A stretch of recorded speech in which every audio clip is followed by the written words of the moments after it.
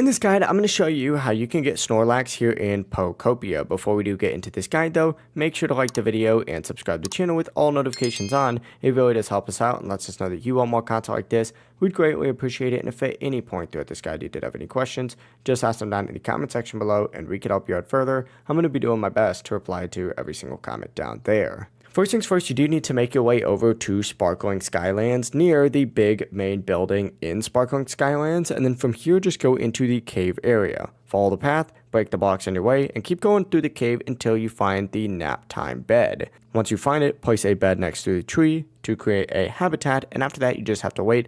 Now, I will be honest, Snorlax does take a lot longer than most Pokemon to spawn in, usually around 3 to 4 in-game days, but as soon as it appears, you'll be good to go. It really is as simple as that.